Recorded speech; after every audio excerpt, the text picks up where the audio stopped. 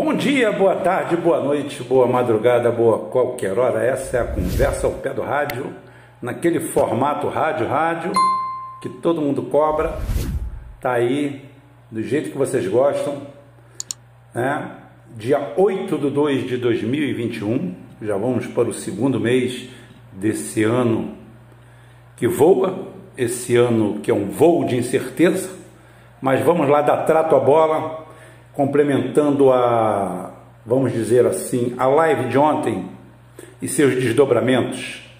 Eu tenho um compromisso comigo aqui de ser menos, vamos dizer assim, abrangente e mais pontual nos meus comentários, que é para não restar dúvida sobre a nossa posição, sobre o que a gente fala, de uma forma incisiva. Ontem eu falei que, para dar um pouco de seriedade ao nosso programa, ou vamos dizer assim, uma respeitabilidade maior, para que algumas pessoas levem o nosso conteúdo para fora, eu evitei, foi uma decisão minha mesmo, claro, teve assessoria de alguém me assessorou nisso, por bem, numa boa, não por imposição, que eu não colocasse mais palavrão nenhum, que eu sempre chamei de advérbio de intensidade, porque meus palavrões não eram usados para ofender diretamente a alguém, era uma conjuntura, mas eu cortei de bom grado isso. Eu acho que a gente melhora o conteúdo com isso, efetivamente. Mas a live, como diz, é a live, é ao vivo, é no peito, é no gogó, e na live eu não posso garantir isso. Posso garantir aqui agora, gravando, conversando com vocês, numa boa, no mesmo esquema que eu faço sempre. Não tenho nada anotado, não tenho absolutamente nada marcado, não porque eu seja bom, o bonzão, não. É porque eu sei o que eu vou falar com vocês. Eu tenho domínio sobre a pauta que eu vou falar com vocês. Isso não se aprende na faculdade, isso não se aprende na universidade, isso não se aprende em pós-graduação, em nenhum tipo de mestrado, nada. Isso é um dom que você tem ou não tem.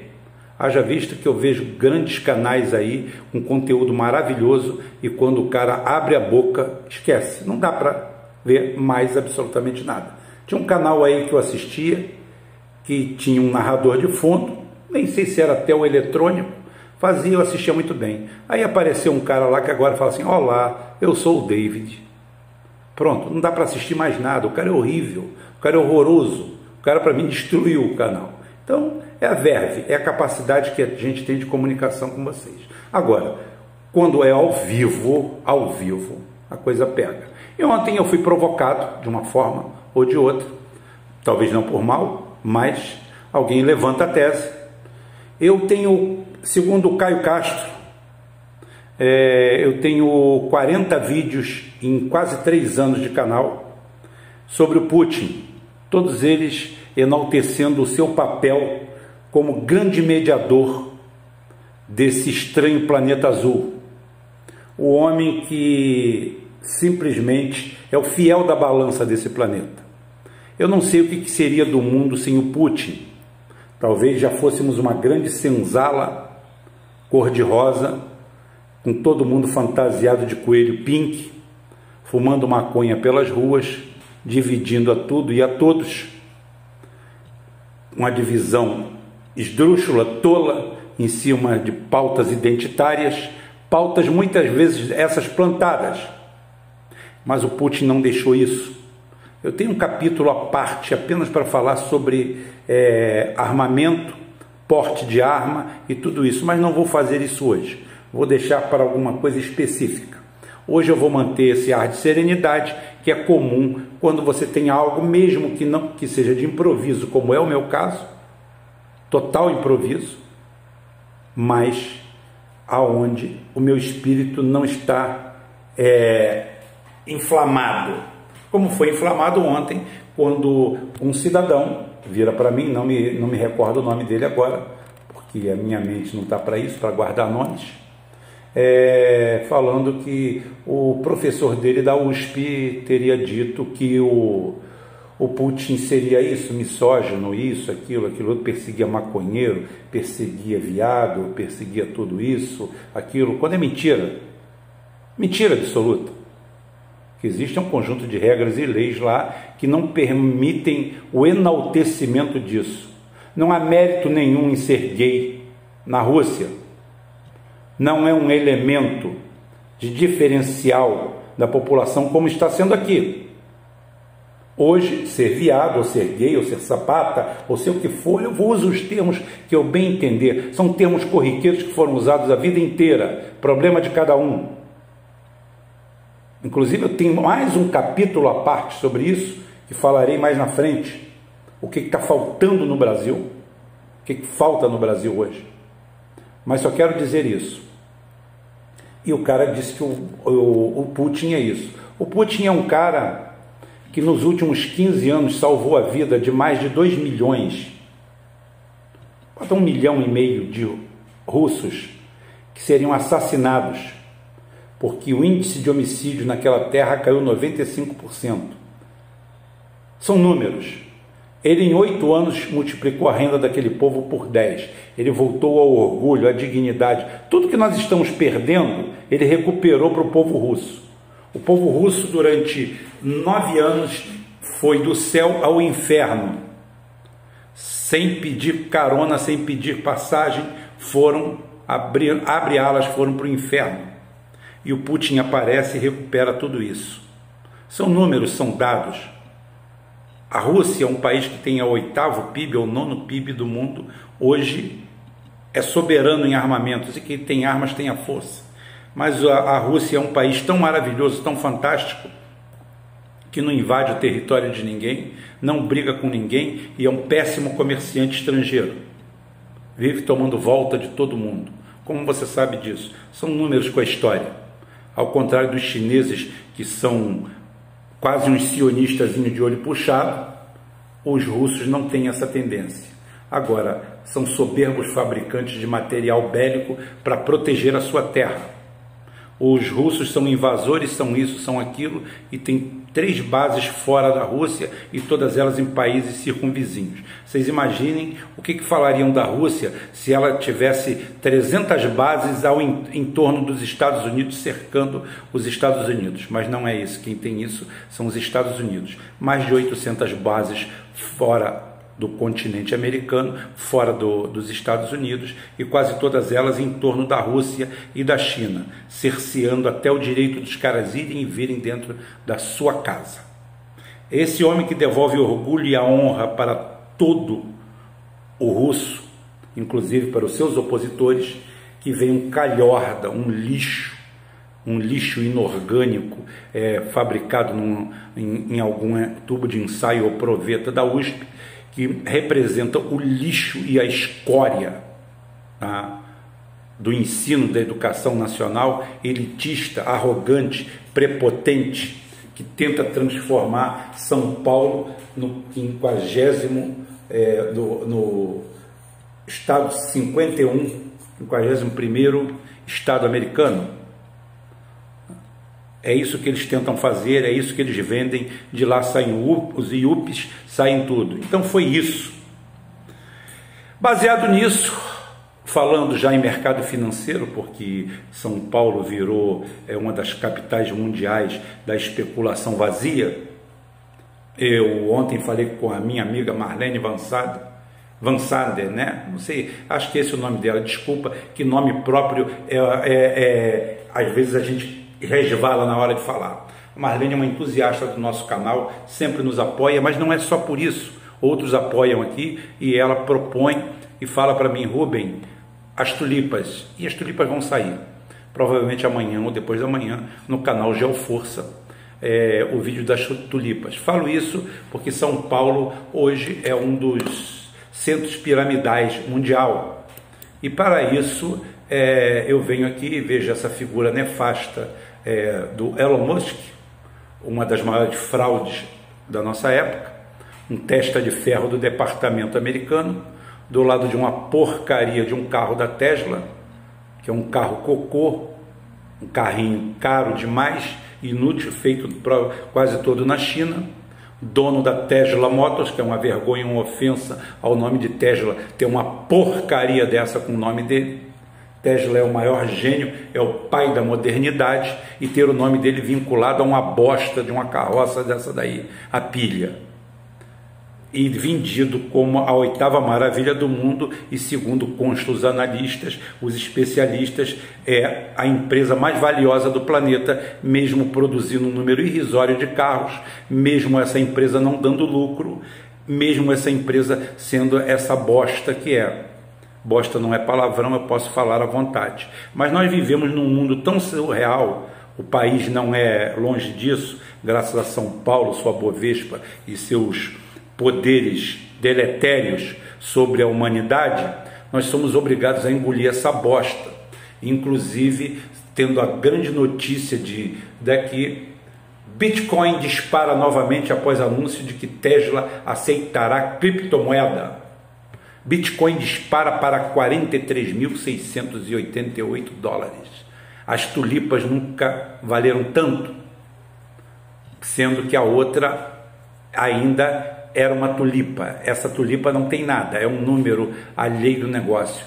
Aí eu me pergunto, assustado para os economistas de plantão, para os ANCAPs, aqueles milionários que ganham R$1.500 por mês e vivem na casa da mãe, para comer e beber às custas dos velhos que sofreram a vida inteira para criar aquele traste. E aquele traste, a única coisa que sabe falar é um economês vulgar de um mundo que ele nunca nem vai passar perto. Não aceitava, não. Eu pensei que o Bitcoin servia para comprar qualquer coisa, inclusive um carro da Tesla, uma carroça daquela com cara de J3, né? Eu não sabia, não. Agora que ele está aceitando, ou seja, tirando transferência de dinheiro do narcotráfico bancado pelo JP Morgan, dá para fazer outra coisa com esse dinheiro? Porque isso daí parece o caviar do Zeca Pagodinho da música. Nunca vi, não ouvi, só ouço falar. Não dá, não. Vale 43.688 dólares, é amparado em toda a produção de ópio do Afeganistão e de toda a cocaína da Colômbia, porque toda a moeda tem que ter um lastro, né? O lastro deles é esse. Então quer dizer que até agora não dava, não. Eu jurava que se eu tivesse Bitcoin eu compraria o que quisesse, inclusive uma bosta de um carro da Tesla. Prefiro da BYD. Muito melhor, o maior fabricante do mundo de caminhões, de tudo isso aí. Então a gente continua nesse negócio. Vai ser muito útil eu fazer, porque eu vou fazer com essa minha verve aqui, tranquila, em paz, como eu estou tranquilo, gente, eu estou em paz comigo mesmo. A gente chega um momento na vida que você alcança um ponto de equilíbrio em que você se encontra em paz, e é o meu caso. Eu queria que todo mundo se sentisse assim. E cheguei à conclusão que não é por causa de dinheiro. E não é por falta de dinheiro, nem por sobra de dinheiro. Talvez o meu esteja faltando mais do que sobrando. E eu continuo com problemas. Todo mundo tem problemas. Mas eu me considero extremamente equilibrado. Eu estou curtindo tudo isso. Eu estou curtindo a derrocada de tudo. Inclusive, olhando para isso aqui, olhando para o Tesla, e fico imaginando como eu sou inteligente ou como eu sou burro. Eu não estou tirando a alternativa de eu ser burro. De repente eu sou burro demais em enxergar um herói no put e não ver a genialidade do Tesla, do Elon Musk, com essa cara de retardado que ele tem, talvez essa cara de retardado, de débil mental, de quem não sabe nem o que está fazendo ali, de uma figura patética criada e vendida para os imbecis do mundo, para os tulipeiros do mundo, tá? Talvez é eu que esteja errado. Eu não falei que eu tenho o monopólio da verdade. Eu só digo que é o seguinte: hoje eu fico tranquilo em ver tudo isso. Eu curto até a dureza, curto os piores momentos. Por quê? Porque eu estou em estado de real equilíbrio. É raro você chegar a esse ponto. O Ayrton Senna uma vez falou que ele acelerava pelas ruas de Monte Carlo, e cada volta que ele fazia o tempo melhorava, as coisas melhoravam, e ele entrou num transe, como ele falou assim. Até ridicularizaram ele, porque as pessoas são ridicularizadas muitas vezes por cometerem o pecado de falarem aquilo que sentem, porque todo mundo quer ouvir das pessoas aquilo que a gente queria que elas falassem, como se eles fossem personagens da gente em alguma coisa. Não, ele falou que esteve perto de Deus. Perto de Deus é perto do imponderável, do que viu. Ele ficou extasiado, falou: eu parei, porque eu fiquei com medo de um acidente, apesar de eu não ter sentido risco nenhum. Eu já joguei futebol, eu quase fui profissional de goleiro. O goleiro não é jogador de futebol, o goleiro é o anti-jogador de futebol. E vocês encontram às vezes aquele estado de graça. Fala assim: hoje não tem jeito, hoje eu tenho que ganhar, hoje eu vou ganhar, hoje aqui não entra nada, e não entra mesmo. Já tem aquele dia que você chega lá e fala assim: da onde chutar vai entrar, e entra mesmo. É uma tragédia. A vida de goleiro é uma desgraça, vocês não imaginam. Me ensinou muita coisa, tá? Então eu estou nesse estado, eu olho para essa cara do Elon Musk, eu tenho que rir. Ou eu sou muito burro, ou eu sou muito inteligente. E daí a gente vai para o fechamento do que eu falei ontem. Projeto China 1850. Expliquei tudo ontem, não pretendo explicar aqui de novo, salvo se necessário for fazer um programa mais curto, mas eu acho que o próprio Caio aqui e a equipe estão fazendo uns cortes, e a gente pode fazer uma coisa que a gente não tem o costume de fazer: a gente colocar o corte como programa, principalmente essa parte da explicação desse projeto China 1850, onde a gente apresenta de forma didática o que significou o século da vergonha. Foi ontem na live, a live é comprida, isso aqui é mais curto, tá? E hoje a conclusão, o Plano Guedes, que é o Plano China 1850, eu apelidei assim. Como o Brasil vai à bancarrota com Paulo Guedes? A equação é simples, perversa, mas extremamente simples. A maioria esmagadora do emprego brasileiro vem do varejo, do micro e pequena empresa, da micro, pequena empresa e médias. Essas empresas são as responsáveis pela movimentação de pelo menos 80% da economia nacional. Mais ou menos. Os outros 20% ficam estratificados entre uma classe média cada vez mais difusa, empresas de grande porte, multinacionais e funcionalismo público. Acontece que esse conjunto nacional de micro e pequenos empresários é composto culturalmente de uma classe de pessoas com nível de ignorância altíssimo, baixa capacidade intelectual, incapacidade de enxergar o horizonte econômico, incapaz de enxergar os problemas do mundo e, por um processo de aculturamento contínuo, se julga pertencer a uma classe que efetivamente não pertence. Essa turma de classe média brasileira, essa turma dona de micro, pequenas e médias empresas, me lembra o pai do Leonardo DiCaprio, personagem daquele filme Agarre-me se for capaz, ou qualquer coisa, quando ele é um pobre coitado de um comerciante do interior que se julga empresário e vai lá para o Rotary contar aquelas historinhas da mosca que se bateu, criou manteiga, virou manteiga, andou por cima da manteiga. No final o cara leva um par de chifre, o cara toma a mulher dele e ele cai em desgraça, ferrado. É mais ou menos isso daí o conjunto do pensamento desse pessoal.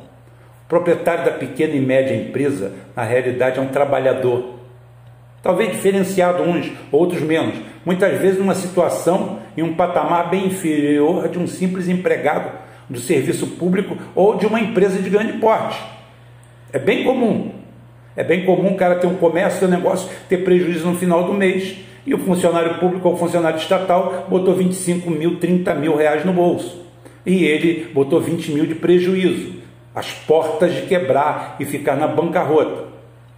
Porém, ele tem um comportamento atípico para a sua categoria social, ou melhor, a categoria que ele acha fazer parte. A maioria esmagadora desse grupo não tem opinião formada sobre economia, não sabe os efeitos deletérios das medidas que estão sendo tomadas. Todos vibram com as medidas econômicas do Paulo Guedes, sem exceção. Medidas draconianas que visam beneficiar apenas tubarões da economia, investidores, empresas transnacionais, empresas de especulação. Porém, de forma autofágica, essa classe acha que pertence a isso e que está incluída nesse extrato socioeconômico superior, quando na realidade são pessoas que estão lutando pela sobrevivência. Não repararam ainda que seus clientes são uma massa disforme de pobres, operários de baixa qualificação, pessoas humildes que vendem o suor da testa e os calos das mãos para conseguir sobreviver.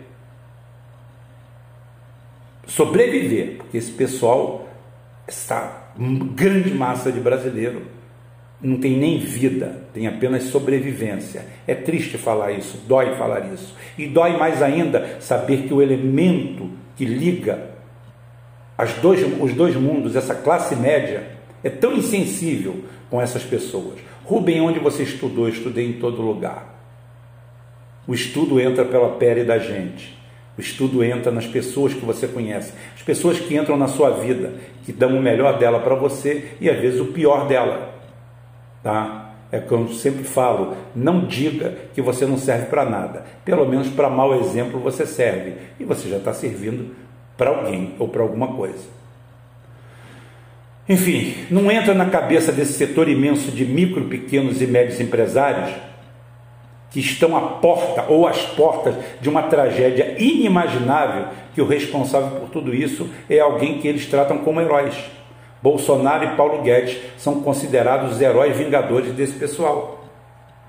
Tá? O dono da padaria, o dono da pequena confecção, o dono de qualquer pequeno comércio, qualquer pequena prestadora de serviço, não se deu conta ainda de que quanto menos dinheiro no bolso dessas pessoas, que ele chama de vagabundo, de parasitas, de todos os outros que estão levando muito, que fazem parte de 80%, 90% da sua clientela, quanto menos essas pessoas estiverem ganhando, mais rápido o seu negócio irá para o fundo do poço.